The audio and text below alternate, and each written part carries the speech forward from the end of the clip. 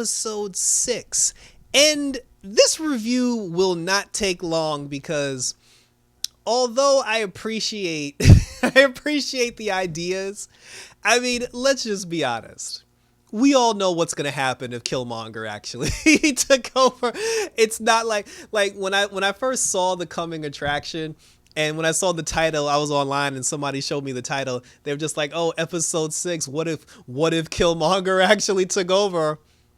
I'm like, well, that's not that's not a secret. Like, we know what's gonna happen. He's gonna take over the world. Like, hashtag we coming for you. Like his agenda. But what was interesting about the episode is how we got there, because it wasn't the whole thing about him taking over Wakanda. It actually takes us to the very beginning of Iron Man 1, where Tony was in Afghanistan and he was in that armored truck that got blown up. And instead of him getting snatched up and held for ransom, where he eventually goes underground and he makes the Iron Man suit for the very first time to make his escape, he actually got saved by Killmonger. And when he got saved by Killmonger, Tony thanked him for saving his life. Killmonger brought him back home, and then Tony ended up making Killmonger like the head of security, or like his right hand man or whatever, at Stark Industries. And Happy was there, and he was sad because he was like, that was supposed to be my job. So I'm just like, oh, so this is changing very, like, a lot of little things got changed here. But then right out the gate, we didn't like, this whole thing erased the original Iron Man movie, because we didn't even get the original, like, the guy that was like best friends, the bald dude with the beard. We never got his full blown plan come to fruition, because after Tony had announced that, Killmonger was the guy who saved my life and I'm promoting him ahead of security, first thing Killmonger did was he was just like, well, I was doing some research in the Stark Industries and your boy over here actually set you up, and he's the reason why you got attacked in Afghanistan. And then he was like, he's been planning a hostile takeover and he tried to kill you. So we got that out the way very quickly. So that was done. So then after that, but Pepper of all people, Pepper was the only person who honestly wasn't really trusting him. And she always kept an eye on him. She always had like one foot out the door when it came to Killmonger. But then after that, like Tony and Killmonger, they got together, and then they were just like, Killmonger was like, oh, what about, what if we made a robot that could protect people and doing this, and then what about the arc reactor, and then what about this and that and the third, and then they came up with all these ideas to build, like machines and to build robots, and it was basically like a poor man's interest. It wasn't the Iron Man suit per se, but it was a robot suit that would be designed to protecting the world and everything in it. Killmonger's agenda, though, was to use that to his advantage. So, but in order for him to build a robot, he wanted to be indestructible. So in order for him to build the robot, he said that they had to get their hands on vibranium. So then we bring in good old Ulysses Claw, and then, he goes down to Killmonger goes down to acquire some vibranium on behalf of Tony Stark so they can build a robot. While Killmonger's down there and he's trying to do business with with Ulysses Claw, Black Panther, like T'Challa, actually showed up. And then when T'Challa showed up to fight Ulysses Claw, Killmonger killed Black Panther in that moment. So I'm like, damn, so we never even made it to the Black Panther movie, because we never made it to Civil War or the Black Panther film, because because of all that, his dad never died. His dad never died in that explosion with the Winter Soldier. So in that, because Killmonger killed Black Panther right then and there. And then when he went back, he basically was just like, he lied and told Wakanda, he was just like, oh, Ulysses Claw did it. And then when he got back to Stark Tower, Tony had actually had a recording of that whole incident with him killing Black Panther. And then when Tony found that out, he was just like, Tony was just like, that was a good idea you had about using vibranium for the robot, because Killmonger had given Tony a little bit of vibranium earlier, and then Tony used that vibranium to finish the robot, and then he used the robot to attack Killmonger when he found out that Killmonger betrayed him by killing Black Panther over that vibranium. And then let's not forget Rhodes, because he also killed Rhodey too, because Rhodey was the person that was the point man, because since Ulysses Claw does stuff under the table, he asked Rhodes to go down there along with Killmonger, so they can diplomatically acquire, like the vibranium. But then Killmonger not only killed Black Panther, but he also killed Rhodey. So Rhodey never actually got the chance to become War Machine either. So those are two people dead. And then after Tony found out that not only did he kill Black Panther, but he also killed his best friend Rhodes, he used that robot that they were talking about building building. He used the robot to, try to kill Killmonger, but then Killmonger ended up dismantling the robot, and then he ended up killing Tony. So now there are 3 people dead at the hands of Killmonger. So Tony gone, T'Challa gone, Rhodes is gone, and then Killmonger ends up going to Wakanda. He killed Ulysses Claw, and he took Ulysses Claw back to Wakanda. He was like, oh, this is the man that murdered the Prince of Wakanda. And then he was just like, oh, I'm the son of Umbak something, or I forgot the uncle's name.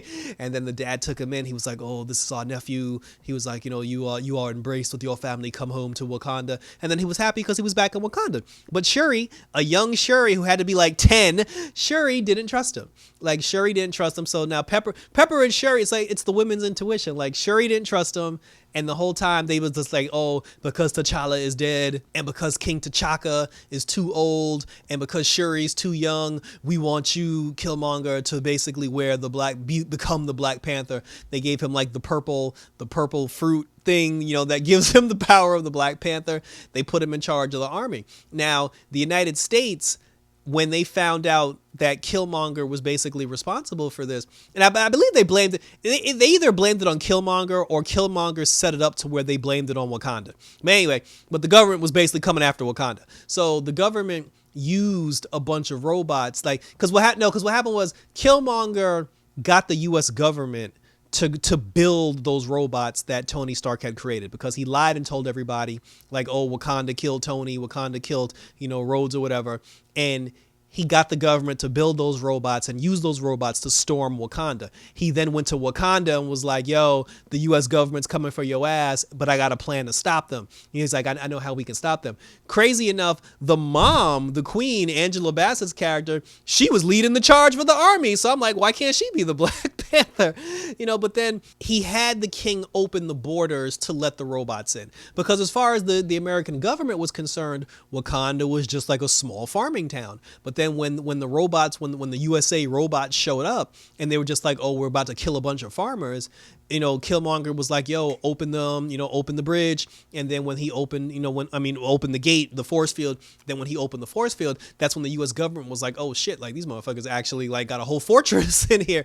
And then they put the robots in to storm everything. And then after they put the robots in to storm the castle, so to speak, then he was like, close the force field. And then once he closed the force field, he was able to take control of the robots, because I guess what he told them was, if the robots come into Wakanda, the signal that the U.S. government's using will be nullified, and then we can take control of the robots. And Shuri was like, oh, I don't believe him. But that's actually what happened. As soon as the robots went in, the signal got cut, the feed got cut, and then he ended up taking over. He then used his wrist device to turn the robots on the Wakandans to make them think that the American soldiers were still attacking.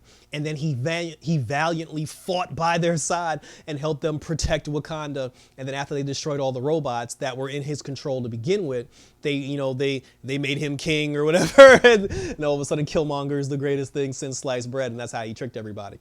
But then when they gave him the Black Panther juice and they put him in the astral plane, he actually had a conversation with T'Challa, and he was like, is this what you want? He was like, you wanted power. He's like, you wanted the Americans to suffer, but he was like, and then he was just like, yeah, he was like, I got everything I wanted. He's like, all my dreams came true. He was like, yes, but this is not the way to achieve your goals. And then the two of them had their conversation. They had their little conversational back and forth, which was kind of cool. It was cool to see them have that conversation on the astral plane. But he told him, he was like, watch your ass, because he was just like, the way that you got the power is going to come back. It's going to come back to haunt you, because he said that you could have got everything that you wanted. You just went about it the wrong way.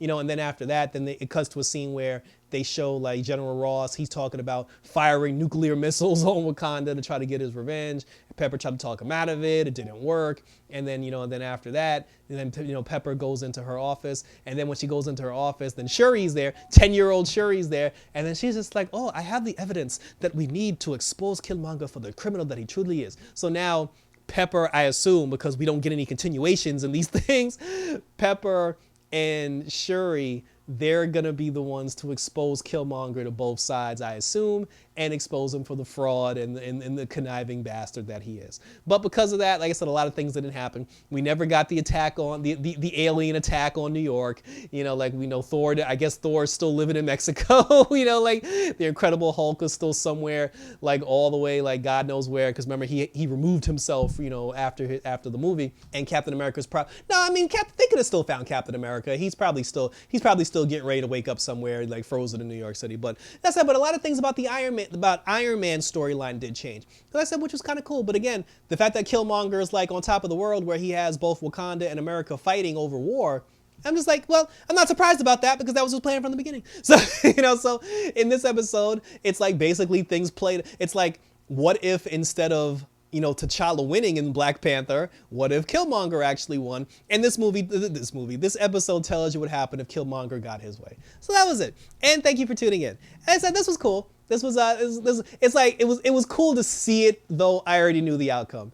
And I'm looking forward to see what happens next week as we roll on to some more of this Marvel goodness. So let me know what you thought about this particular episode. Share your thoughts down below. Share your questions, comments, and or concerns. Hit the notification bell so you'll be notified whenever new videos pop up. You know, as I said, I got Stargirl coming up, I got Supergirl, and we still have Titans. So that's it. Check me out on Twitter. Check me out on Instagram, as always, and I'll be right here, and we'll continue to talk about it. So thanks for tuning in, guys. So until next week, until we find out what happens on What If, take care, and I'm out this